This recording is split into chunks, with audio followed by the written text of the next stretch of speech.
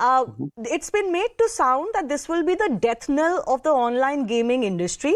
That not only will this mean that its growth is impacted to a level where it will die, that it will also lead to a lot of job losses. Now, is there also not a little bit of hyperbole? Oh, completely, because you see, online gaming is a Hmm. very vast global industry. Hmm. Most games, in fact, do not charge money to play. You might, let's say, buy an additional round of a In-app game for purchases, money. yeah. So, look, we need to separate gaming Hmm. from what is now being called online real money gaming, Hmm. because effectively it's more of wagering. You're putting money with the intent of earning money back. Yes. Most games in the world today, and there are billions of games out there, do not expect you to want play it because you expect to earn money back. True. So this is not going to hurt the gaming industry either in India or in the world. This is probably going to hurt the online real money gaming industry, which was anyway a very overheated sector. I mean, you look at the kind of ads that many of these players were running, and and I'm not painting everyone with the same brush. There are responsible and there are irresponsible companies here. Hmm. And many of them were offering, that someone's won X amount of money or X percentage of returns. What we saw with crypto earlier. So, Yes.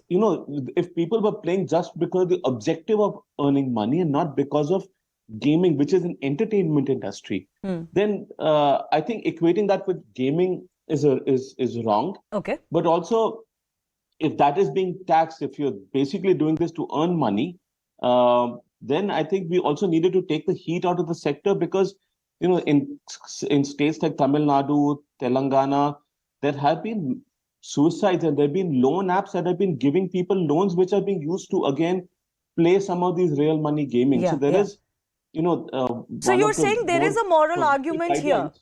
that there is a moral argument here, which the It's government also no, seems to be but also indicating. definitions, Shivani. Also definitions, right? Yeah. Gaming is different from this real money gaming stuff that they're talking about. Right. This is more similar to gambling. In gambling, there is no skill involved. In some real money games, as they're called, there is skill involved. There are games of skill, there are games of chance.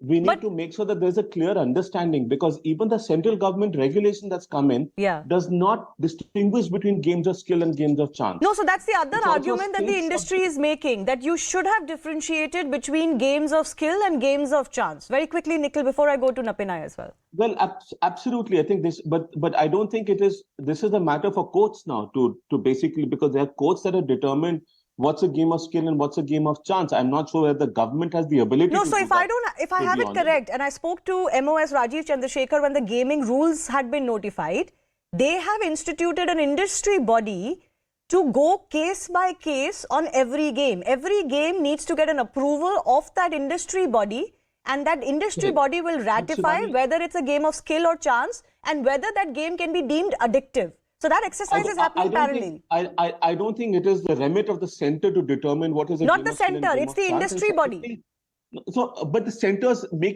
is allowing an industry body to do so. Yes. And that's not the right approach here. The other thing is, frankly, the rules that the Ministry of Electronics and Information Technology have come out with, they create an entire regulatory framework Yes. around online real money gaming. Yes. But the IT Act doesn't really allow them to do this in the first place. So I would actually, as someone was talking about the constitutionality of this GST, I'm questioning the constitutionality of the rules that the government has come out with. All right. I think the finance ministry has done a rational, right thing over here. Okay. The Ministry of Electronics and Information Technology has a lot to answer for about how they've been making rules after rules without actually having the legal basis for it. All right, I'll leave that aside for now, because that's not technically what we're discussing. But on the issue of taxation itself, Napinai, what's your view?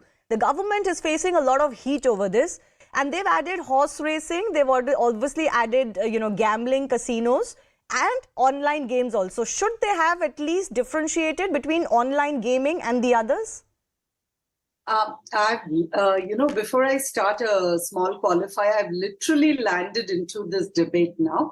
So please don't treat whatever I'm saying as a final opinion, but just as a preliminary take from whatever I've seen. On the face of it, these are my few points I wanted to make. One, as the speakers before me have already pointed out, Was the GST Council within its rights to make this change or increase the slab? They were very well within their rights. Is there likely to be an impact on the industry? Yes, but is it going to close it down? Certainly not. We always tend to overreact, particularly when it comes to taxes and slabs. And I think in this particular instance, it's clearly a little bit of an overstatement on that. Finally, the last point which you raised is what I wanted to emphasize. We've been talking about the delineation in terms of game of skill and game of chance, fully forgetting that that delineation became relevant when it came to the issue in terms of implementing certain laws, Yes. which ban games of chance. Yes, gambling. Like lotteries, etc. Yeah. And under the Lotteries Act, you had to go only through the processes which are permissible for you to run a lottery, like through a government-enabled agent, etc. Yes. So when we talk about this delineation and taxation, technically the same thing may not apply. So merely stating it as a superficial thing may not really help the industry. As I think some excellent points were made by all the speakers before me, and as Nikhil was pointing out too, merely saying about game of skill and game of chance is not really going to help the industry. If there is a tax slab for offline, real-time, real money gambling, and if you are passing off a game which is technically just real money gambling, and if they are being treated on par, merely because the domain is different is not going to help the industry create a delineation. So you're And saying this is because casinos are taxed at a certain rate, this is the issue that came up in the GST Council also, that the casinos make a lot of money for some states. They are taxed at a certain rate. Why not these online games too? Isn't it? That's what you're suggesting? I'm just saying that merely because you're an online game, you don't get any differential treatment. treatment. If you're being treated on par, and all I'm saying is do not mix up the delineation that why go only to the Karnataka High Court judgment that the industry has quoted. Go back to the origin in Chamarbagh Gala. The delineation was for a very different purpose. It was in terms of what is actually illegal versus legal. What is legal in India? Because betting is not legal in India. The intermediary guidelines have been made legal, and that was a natural step. And I think the industry was expecting even then that they were going to be facing a higher slab. Okay. And today, the issue is really between whether you want to claim it as direct or indirect taxes. And if you balance it out, and if you look at global trends also, I won't say we are that far off the mark.